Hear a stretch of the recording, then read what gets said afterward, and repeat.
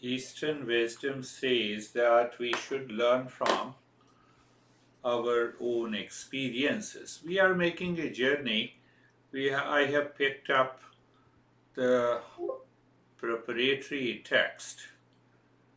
So we pick up the preparatory text, we understand the fundamentals. And these fundamentals clears not only the concepts, but it also helps us to change our day-to-day living. And that is what we want. Because day-to-day living gives us an experience. So it gives a very strong background to learn from our experiences. Learn from our experiences that we get at the physical level, at the mental level, at the intellectual level. So we have to learn from our experiences. That is all about Eastern wisdom. But what these masters have done, that when we learn from every experience, we should find out what is real and what is unreal. That is the simplest way to explain it. You are watching a movie.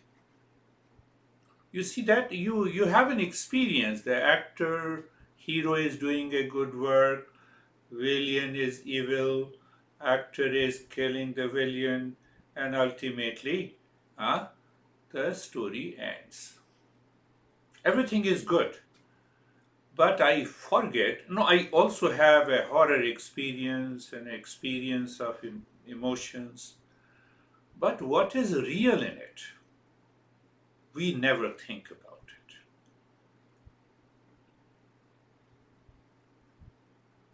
What is real?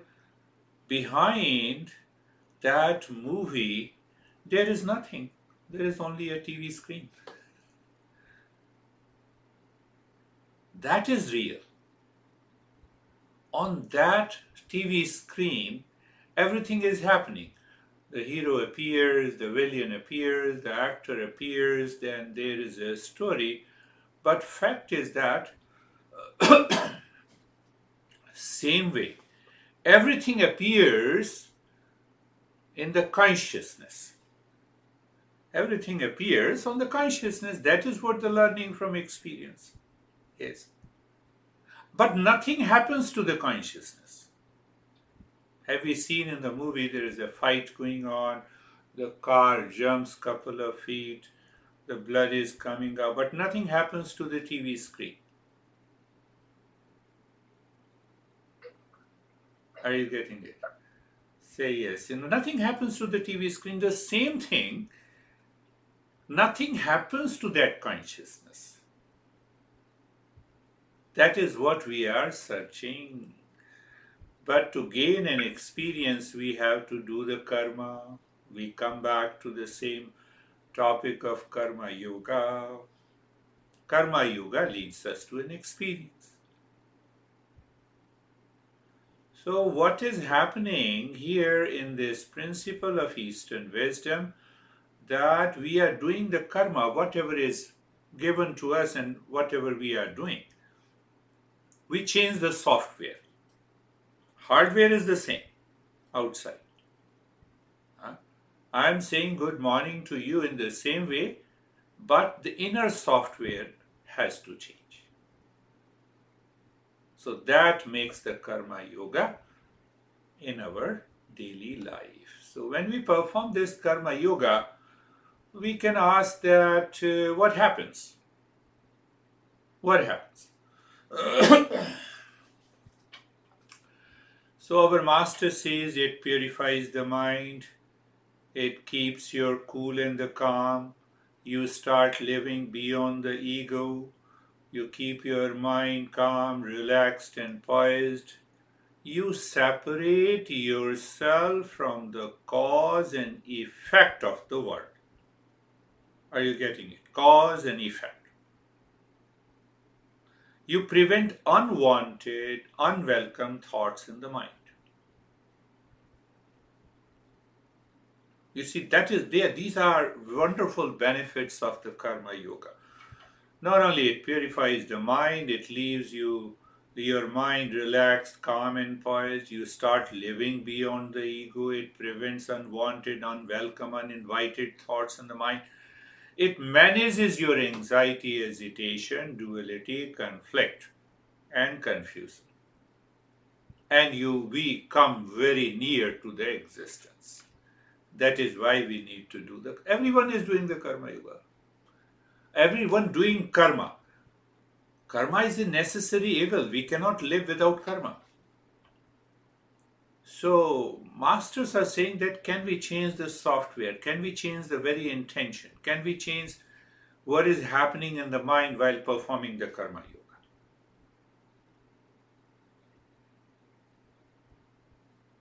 Do you see that? Karma is a necessary evil. One hand. And the life is action, action is life. We cannot live without doing karma. So it is showing a path how to bring that mindfulness or a state of meditation, or you can say a state of awakening in our daily life. There the role of karma yoga is great.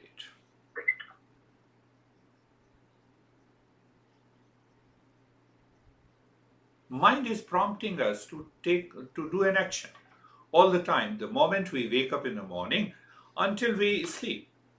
Even sleep is an action.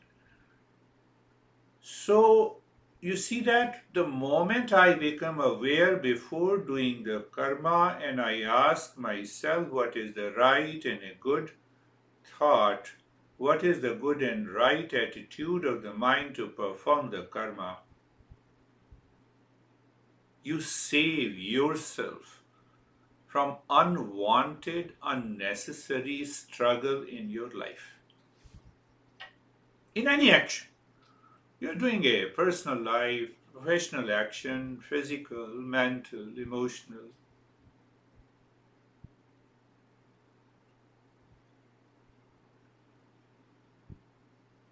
So what is happening? You are filtering out unnecessary, unwanted, unwelcome thoughts from the mind before you are performing an action.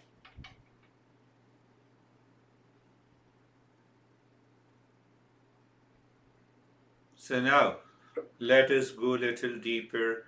So when we say karma, we say in the mind, we should not have an attitude that I am the doer.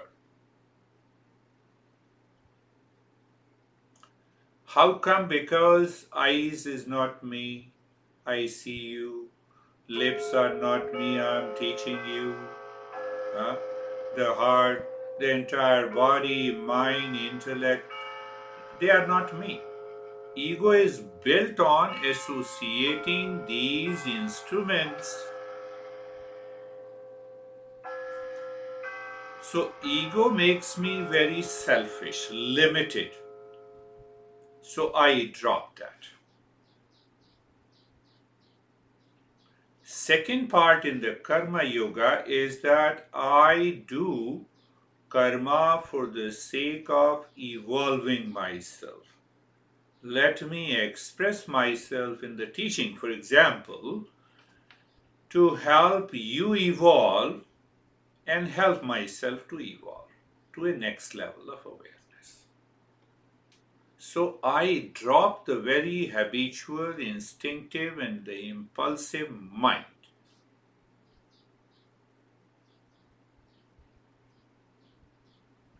We are always going deeper and deeper. I want to make it clear. Perhaps in the next session we will take about what are the other benefits of doing the karma yoga. You'll be amazed. So you see that ego and the very selfishness causes my mind restless. agitated. It even prevents me listening and learning. It takes the mind hostage, creates a serious problem in my day-to-day living. And hence the surgery is required, and that surgery is karma. Think of this. The more you think of it, you wake up in the morning, consciously think how you have to greet your honey. And the first thing that comes to the impure mind, he or she is not listening to me, how should I do it? No. So that is the ego point, and you change your attitude. You have to live with. You have to perform a karma. Whether you are planning to have another honey, you have to do the karma. You cannot escape it. So why not change my attitude? Are you getting it? Say yes. Why don't you change your attitude? Yes. So when we understand it clearly, we have understood that every karma is caused by the desire. Every karma. Karma has a desire element. What we say, the intention, etc., etc. So we are going deeper from here. What is that deeper aspect? If by default karma is guided by the tamasic attitude, have you heard about three gunas? The tamasic, rajasic, and sattvic. So sattvic guna is totally full of knowledge, clarity. Rajasic guna, constant wandering, agitated activity. Tamasic guna is inertia. It is made up of, by default, it is made up of anger and hesitation. By default. If you have heard about the three gunas, Satoguna is the highest, made up of the knowledge, clarity is there. I have to go to the kitchen. This is also an action. So I know the path, I have an attitude, I go there. So knowledge, right knowledge. Rajasic guna makes the person highly anxious, agitated, activity part. Tamasic guna is inner. By default, this tamasic guna brings anger and hesitation. We say that, I'm very sorry, it was a fit of an anger, and I'm sorry, it should not have come.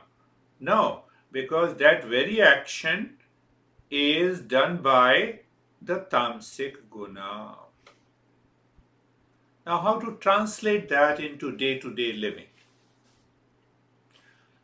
My master used to give it that any action performed by the tamasic state of the mind is illegitimate. What is illegitimate? It is supported by anxiety, anger, and hesitation. So majority of our teachings do not talk about anger. It says your desire is colored by the tamasic attitude, it will manifest in anger. It will manifest in destruction. And the rajasic, it will manifest, it will make you constantly wandering. Unwanted, unwelcome thoughts will enter into your mind. The rajasic attitude of the mind demands power. Stephen? You are getting it, what I'm talking. It demands power, it demands money, it demands an authority. Unless I change all my actions to the sattvic, you simply change your attitude. You need not to worry about your anger, anxiety, confusion. Everything changes. Life.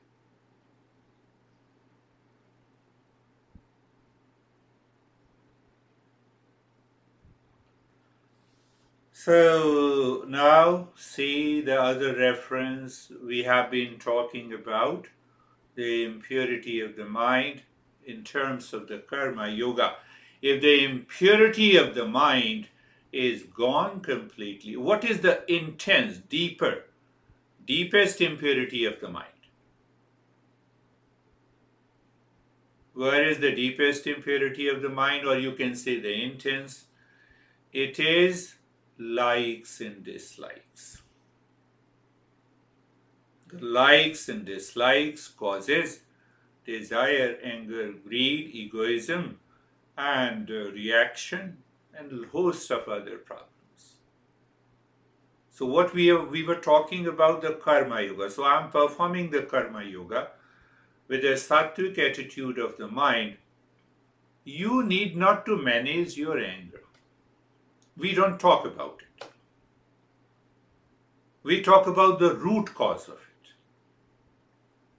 So the deepest, or you can say the strongest, I think I'm making myself clear, I'm not finding a right adjective. The impurity is very deeper. That is caused by the raga and dvesha. The raga dvesha holds on to the ego and seeking the fruits of an action, and then we perform the karma yoga. The attitude of the mind is full of knowledge instead of hyperactivity or hypoactivity. Otherwise, you see what happens. You are doing some work and you fail in that. Then you don't want to do it. You become totally inactive, lethargic. And then again, something prompts you, you put yourself into an action. That is what, like a pendulum.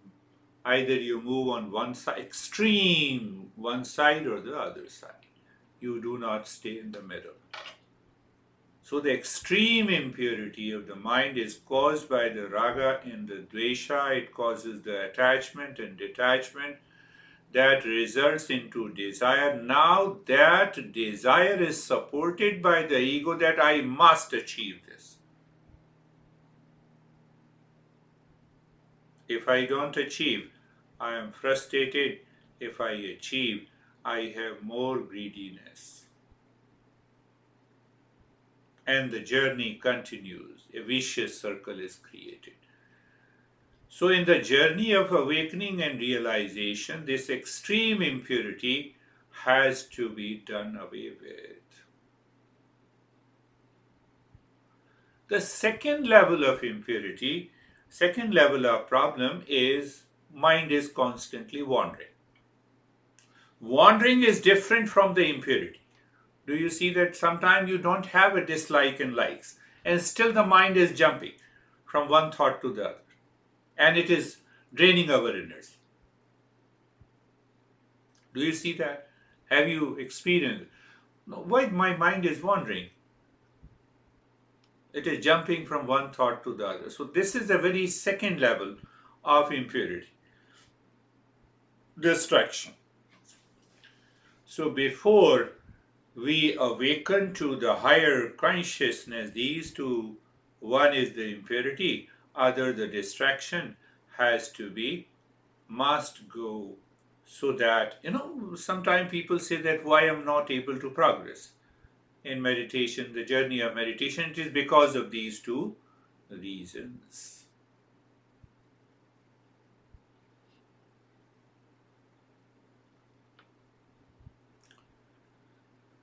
So the entire understanding of this Eastern wisdom with reference to the impurity of the mind is due to the wrong notion. I have a wrong notion in the mind. That causes the wrong karma and prevents me to do the right karma in my daily life. Think again and again. So you reflect on it and it will become clear. We have a wrong notion about the world, we do not suffer. I have a wrong notion about myself, I will suffer. Do you see? This world is crazy. Okay, let it be crazy. I am crazy, then I will suffer. You see, there the rule of the karma yoga is great. No, no, I cannot live with you. So then I'm suffering.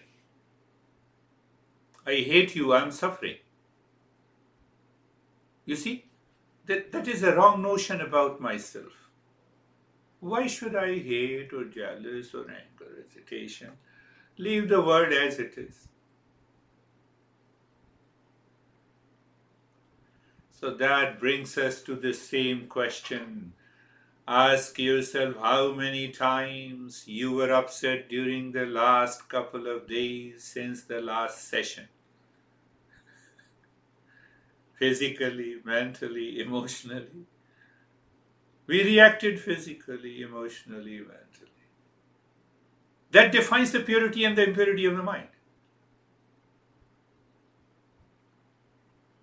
I'm not talking that you should stop eating this, you should eat this. I'm not saying that you should wear a particular dress. What I'm asking you that, do you recognize how many times you were upset during the last 3 days living your life?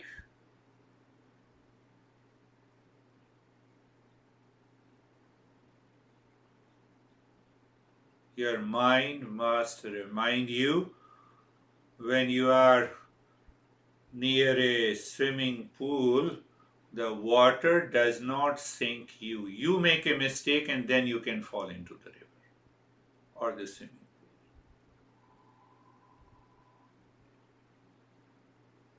One is angry over you.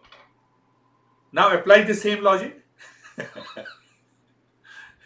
Apply the same logic. One is angry over you.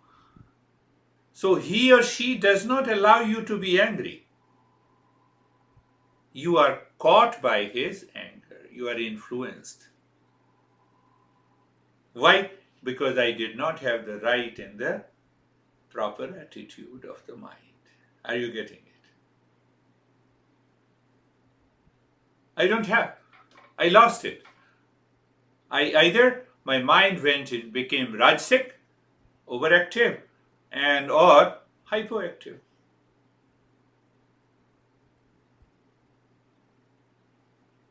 How many times?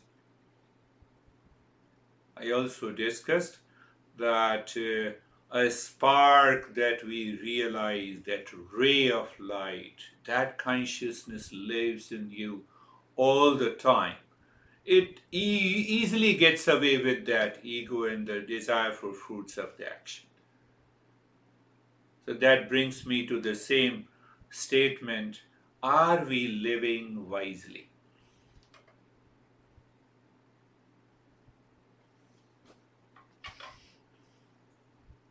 Examine. My friends, examine good karma with a negative attitude, wrong karma with the right attitude.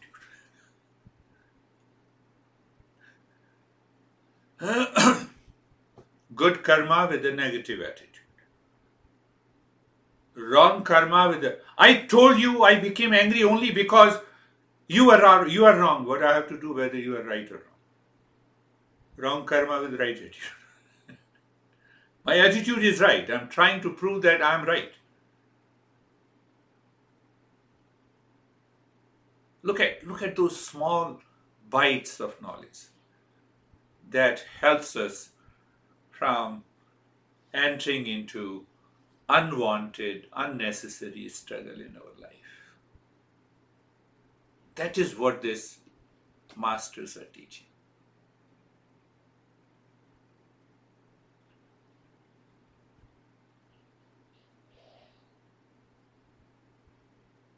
I'm recalling if anything is left about the karma yoga during the last, I think, 5 or possibly 10 sessions. So you see, the first is the extreme impurity of the mind, constantly bombarded we allow the mind to be subjected by the strong likes and dislikes, attachment and detachment in the mind, causes the desire, builds the ego, and then we are performing all our actions based on the ego, the extreme impurity of the mind it covers, as if the horror film is going on. And I enjoy that horror. That's why I am watching the horror film. But I forget the reality TV screen. It is only a TV screen. Do you see that? If you see that, you will see that your mind expands. Unwanted thought goes away. So that is the extreme level of impurity. The second level is the distraction. The mind still it causes lot of wandering. You don't have a likes and dislikes, but still the mind is wandering. We are going to talk about that after we understand the benefits of the karma yoga. So we have to get rid of unwanted, unnecessary distraction. Even distractions of the mind, the wandering nature of the mind has to be regulated. Are you clear about? One is the extreme impurity. Second is the distractions. When these two are gone, you listen to these principles and you are awakened. Then the real journey of Eastern wisdom begins. And then we will pick up any Upanishad. Based on the teaching, we will pick up the Upanishad traditionally picked up by our masters. There are 10 principal Upanishads. 108 Upanishads are there, but we'll pick up only one out of the 10. And then we will go deeper. As you listen, so you are awakening to the higher consciousness.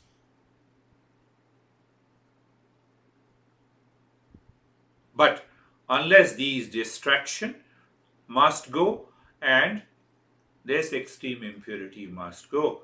So to get away with the impurity, we have understood the karma yoga. And I always ask you the same question. Are you? How many times you were upset, anxious? Your mind will say other is to blame. Then again, there is a problem. Then find out it is because of the ego, it is because of the intention I had, it is because of my limitedness of the mind. And the moment you start thinking, your mind will say, what the heck, why you're fighting? Withdraw yourself. Withdraw. Become aware. You're happy. You're happy. You live into that state. You will realize that. That is also an action. Okay, close your eyes. Let us start our journey. Eyes are closed. And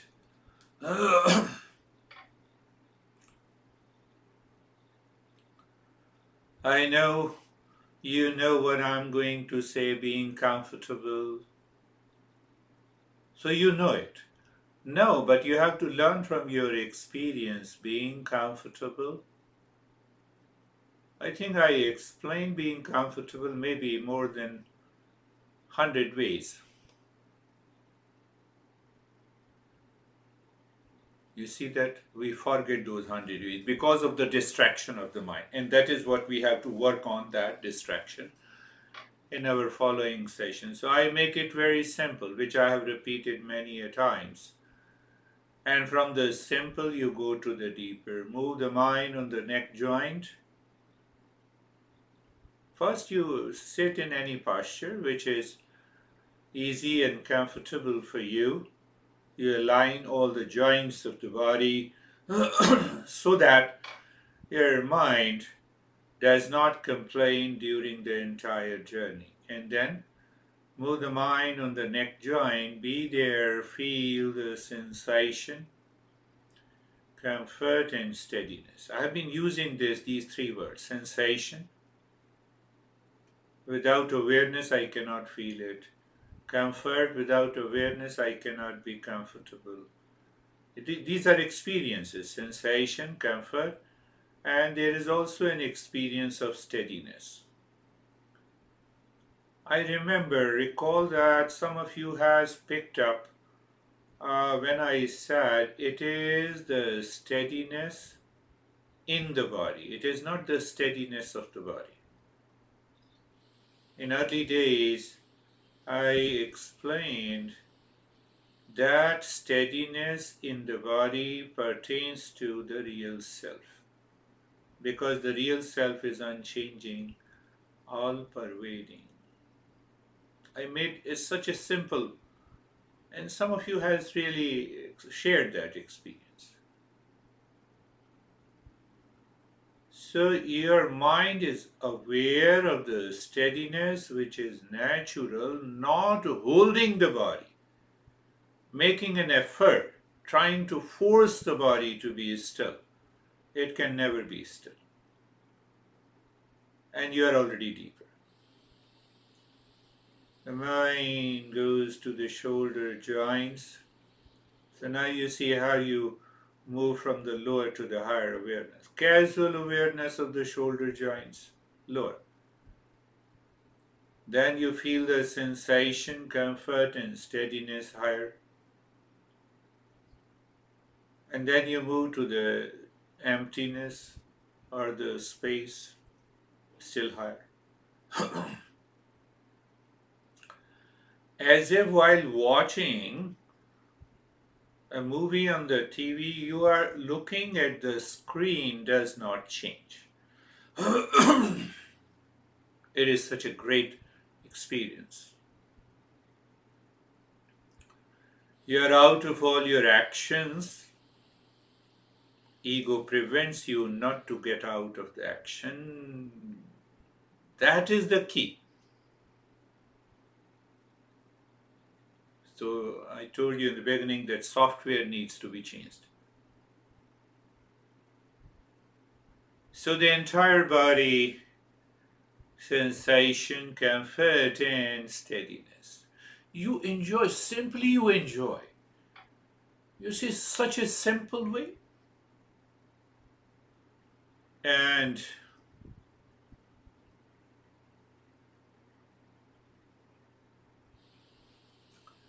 being carefree. I think that too I have explained in many ways. Why we explain in many ways? So that your mind receives in a particular way. Carefree, free from all the cares of the mind, yes.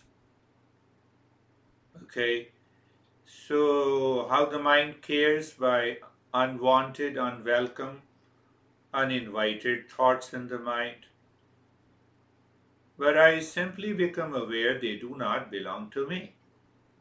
So I am cutting the knots of these uninvited thoughts, which has a corresponding impression stored in my mind for so many years. Why? Because of lack of karma yoga.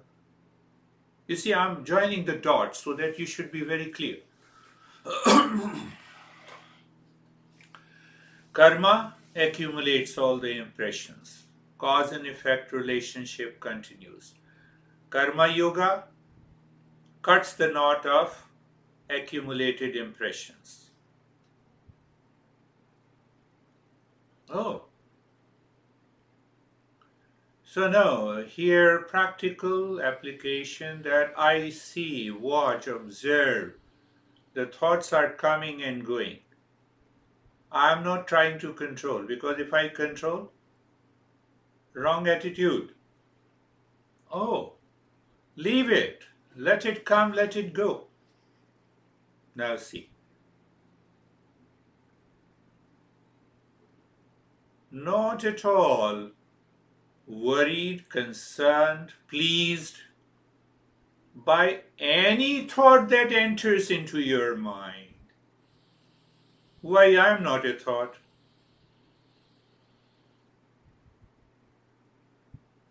Now another way to understand being carefree. So we are in an extraordinary awareness to experience these thoughts are separate from me. Why? A single thought accepted by your mind will create an ego in the mind itself. If you claim it is yours, I am frustrated, ego. I am happy, ego.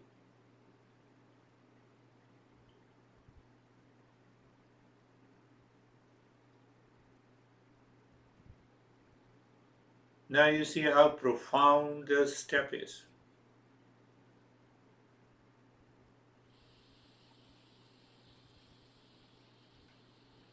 Oh my goodness.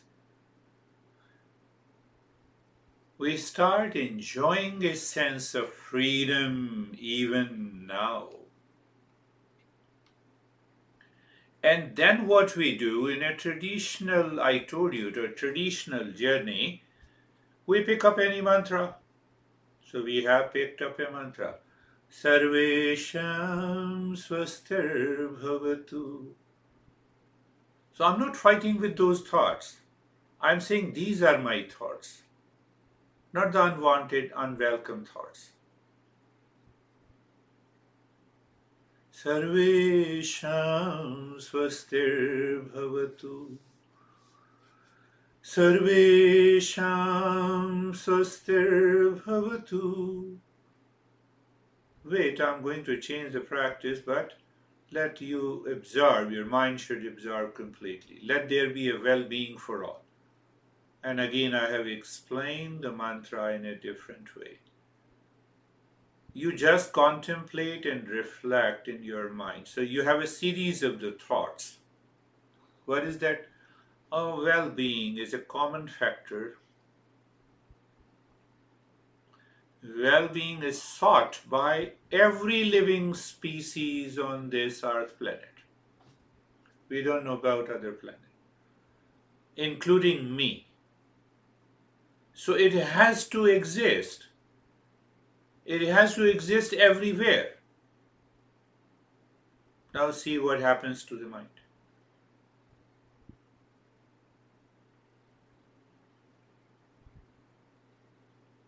You're learning from your experience.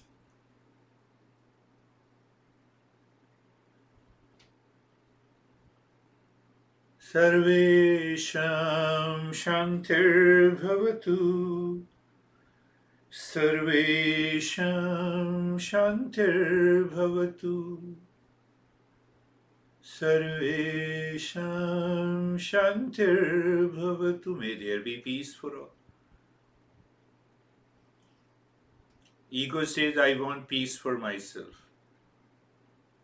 Non-ego state of the mind seeks, realizes the peace is a common factor. If you are in peace, I am in peace, the world is in peace.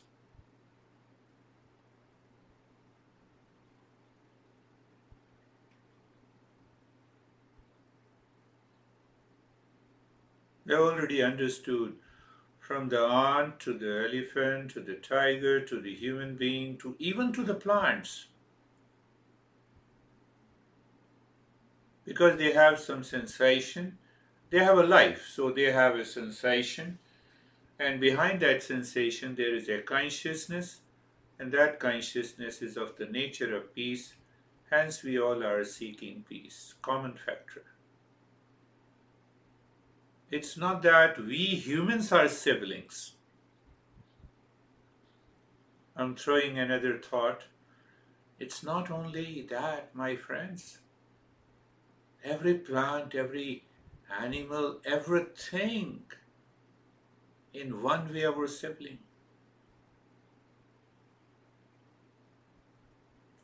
Why you are using this thought to crush the ego? You don't fight with it.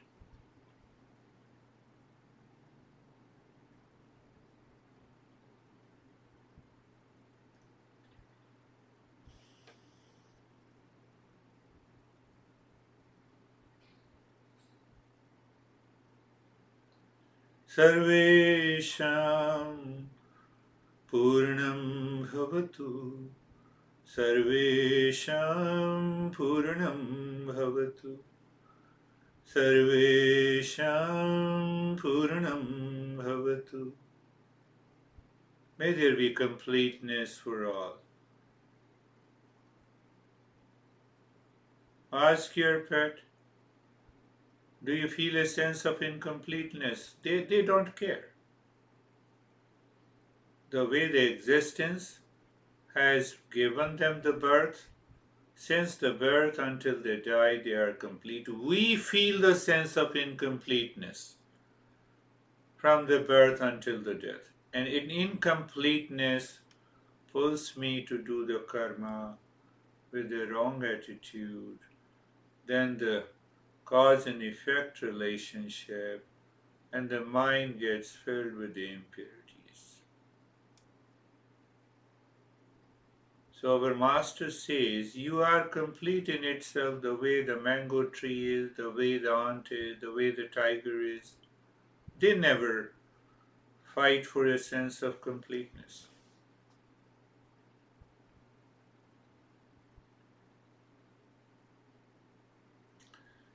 And once we have that sense of completeness, peace and well-being.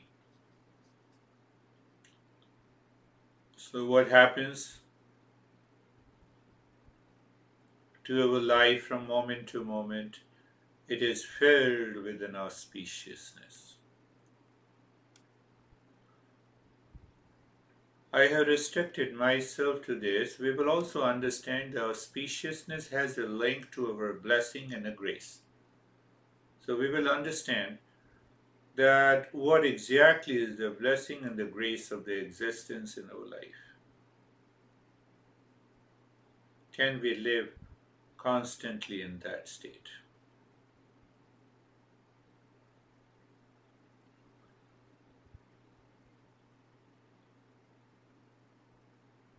You have these thoughts guided by the principles of Eastern wisdom, and you have uninvited, unwelcome thoughts hypnotized our mind coming from the modern day living.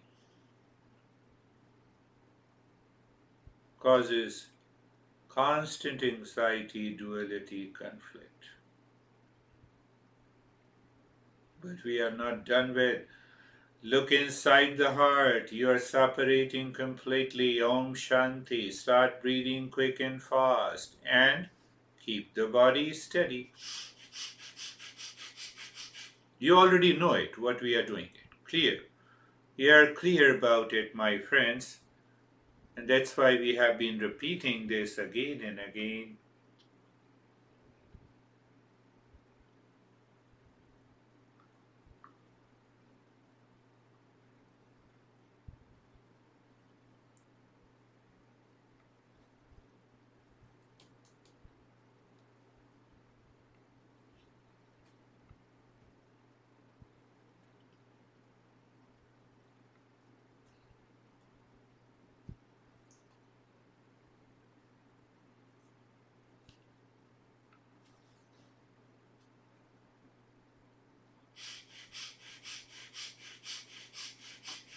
Just continue. I did this practice at least today for 15 minutes. Now, you'll not be doing for 15 minutes, but just continue. Don't worry about the time. Learn from your experience. If the mind objects, become aware. It's an objection of the mind and continue doing it.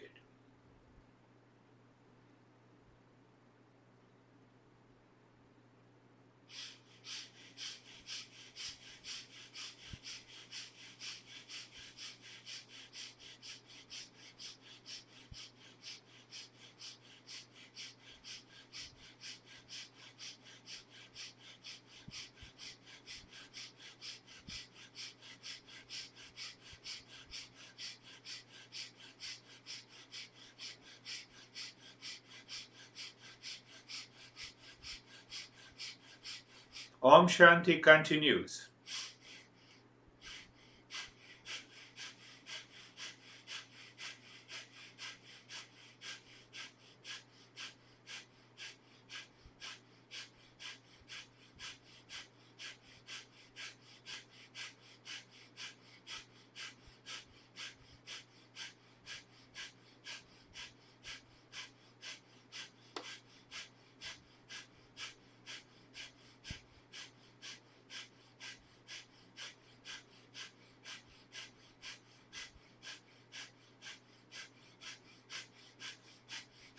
Just continue.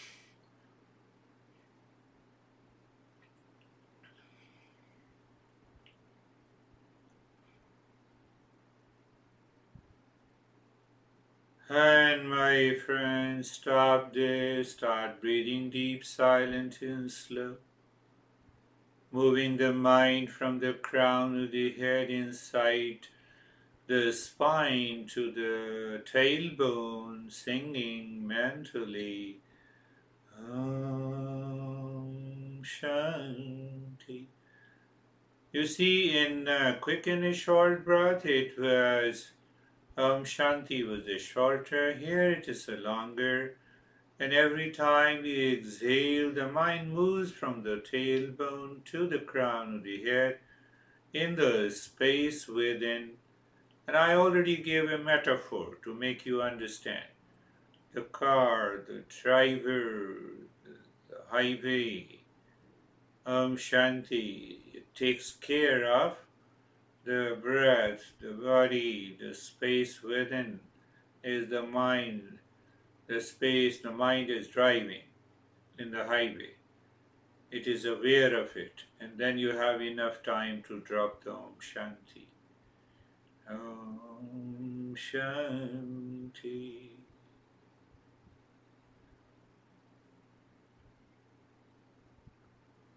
You may say that that breathing and the mantra helps us to remove that extreme impurity, and here we are taking care of the mind to avoid any distractions.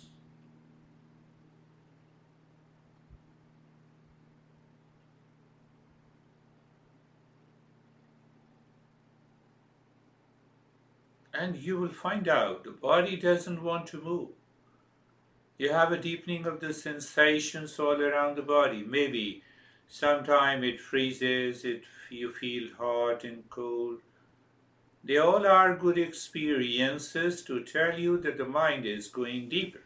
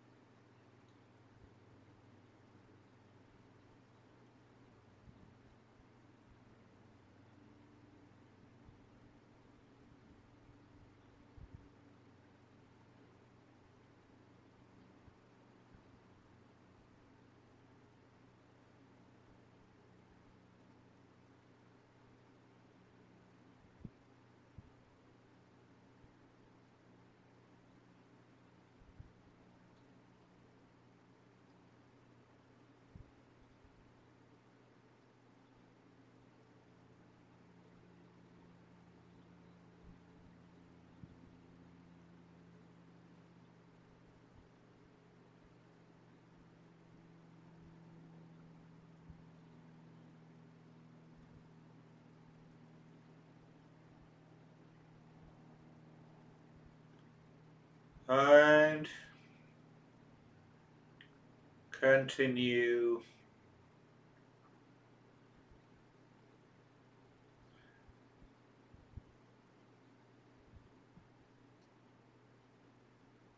Om Shanti. So you are aware, Om Shanti, that Om is the real self, is the screen.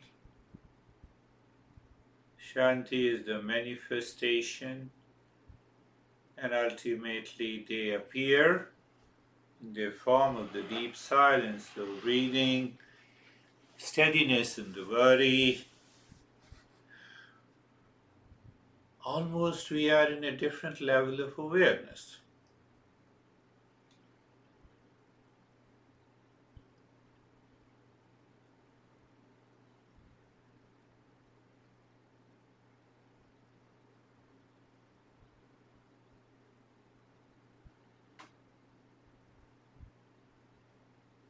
Here also you can see our karma, our action is done with the right attitude, with the right knowledge, with the right understanding, and that is why we are getting a result.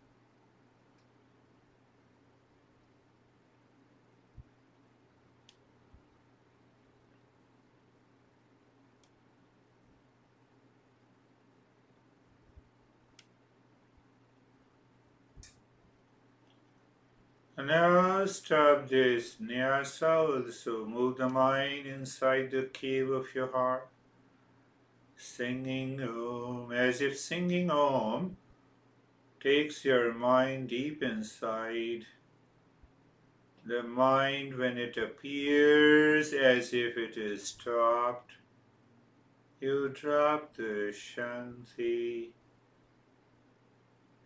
Check the mind is absorbed completely, not carried away by any of your experiences. It remains absorbed. It's good.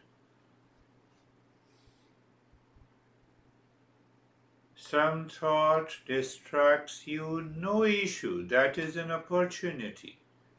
For what? Move the mind again inside the cave of your heart. You see that mind is extremely aware, extraordinary aware. Thought comes, it is an opportunity. It doesn't come, you are already absorbed.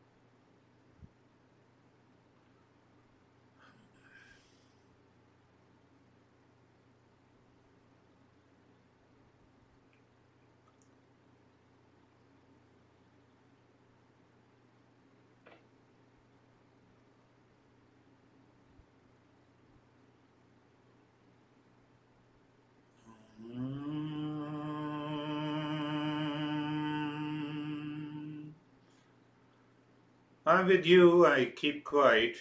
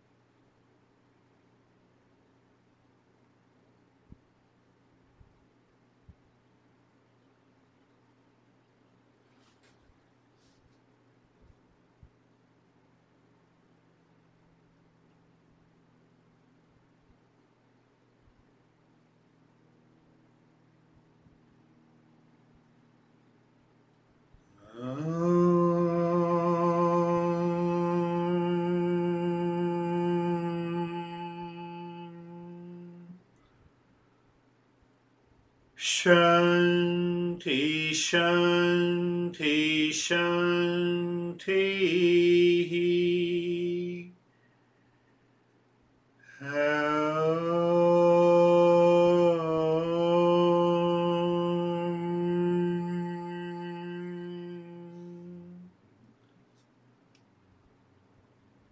Shanti, Shanti, Shanti.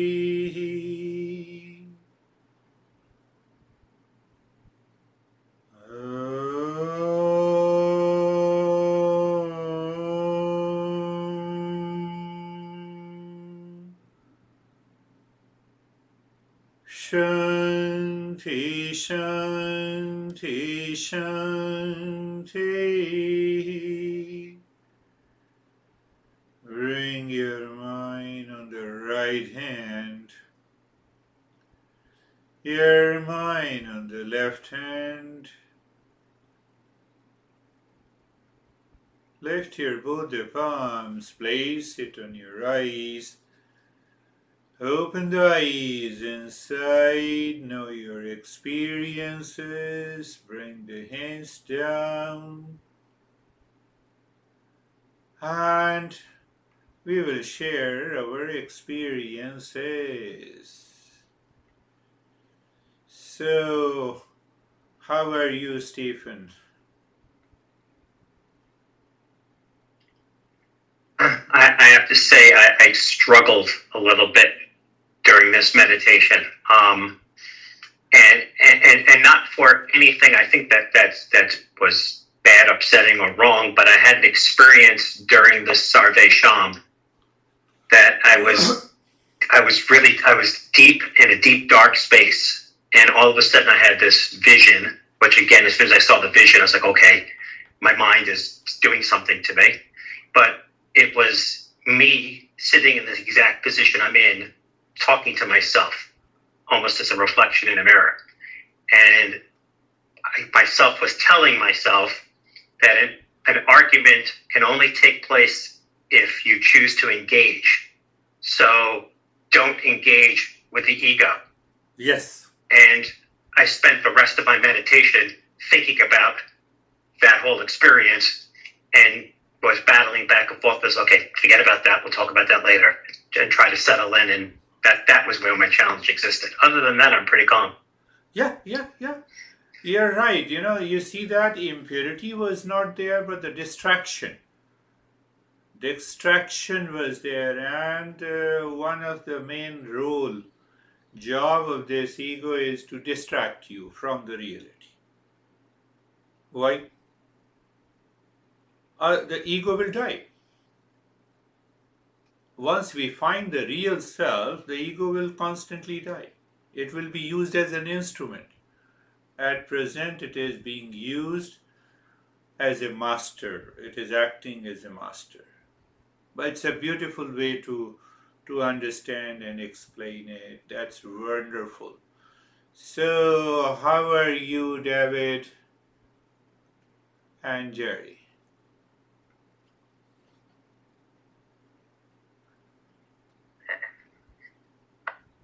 Thank you, sir. Glad to be back. It was a very peaceful, wonderful, quiet, easy experience. Good. Other than having internet problems this morning, and there was this gap of silence, so I opened my eyes to see if you were moving. Yeah. And then I went right back into intentionally meditation moved. when I saw you move. So it was, it was very good. It was very good. Excellent. Yes, it's progressing. So how are you, Jerry? So I'm good, thank you. Meditation was very deep. I feel like the lesson kind of summed everything up into if we really know our true nature and we don't have any doubt, we don't question it, and we also see that everyone else is exactly the same, and that's where the mantra comes in for me, is if we really do believe that and we have faith in that, and then we're able to live from that point, then we do live wisely, and we do trust that we'll know exactly. There's nothing to do. We just live from that place. Beautiful. Either you say you are living wisely, that brings us to the same state of awareness. Whether you are doing karma yoga, so that also brings you to the same state of awareness. Or you are absorbed into the mantra, that also brings you to the same state of awareness. And the life becomes so beautiful. To make the life beautiful is the goal of meditation. Meditation, just to relax and calm down, check some physiological changes and biochemical changes. That's a beginning. Beautiful. How are you, Rakesh?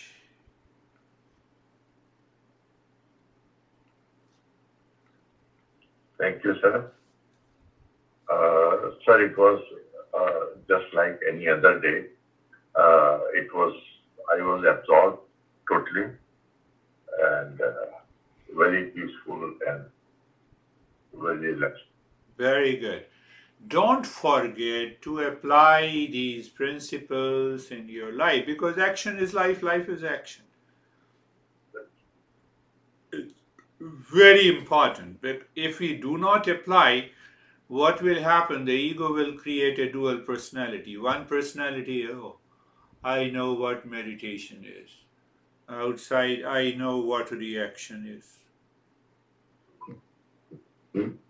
So we have to be. So sometimes people say, no, it's not working. No, it's not working because you do not understand. You are not doing the practice clearly. How are you, Anastasia? Thank you. I'm good. Today my mind was wandering. My friend brought me some news, so I had a lot of thoughts just before a lesson, but I could separate myself from these thoughts.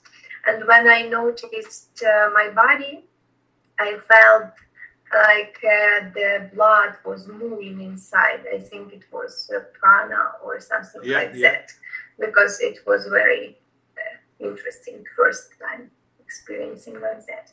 Yeah, two things. You see that we all are becoming aware how to separate thoughts that enters during the practice in meditation. That is what everyone talked about in a different way.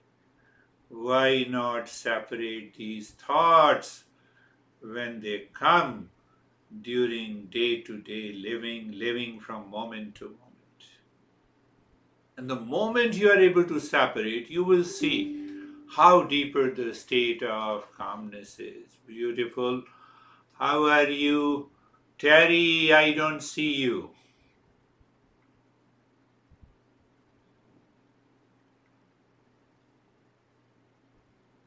Terry is there. In the meantime, Ashok, how are you? Namaste, sir. Namaste, sir. Sir, doing good and peaceful, calm, and applying the karma yoga during the daytime as well. Very good. And remembering the spark in the heart. That will give the light to the ignorance. Yeah. So it is progressing. Progressing. Beautiful. Beautiful. How are you, Vaibhav? Sir, I'm good. It was calm, totally absorbed. Totally absorbed. Terry, I'm waiting for you if you are listening to me so you can come back, share your experiences. But to see that, now I think Jerry has summarized it beautifully. Karma yoga. First beginning is I have to check my mind level of awareness. So if I combine the experience of Stephen, so I can recognize that pointer of ego. Ego is trying to control. And there we can have a right attitude, right state of the mind. Then another point that we discussed today are the three gunas. So pendulum, one side is the rajasic guna, hyperactivity, and the other side is the hypoactivity. Our modern psychiatrists, they have two types of medication. So those mental patients who are hyperactive, they give the medication which is commonly known as put me down. Have you heard about it? Or those who move into, sometimes they are totally lethargic, they don't want to talk to anyone. So they have a medication, put me up. Put me up, put me down. Both are supported by the ego. And Karma Yoga removes that ego. So that is all for today. We'll meet again. Thank you very much. Thank you, everyone. Namaste. Namaste. Namaste, everyone.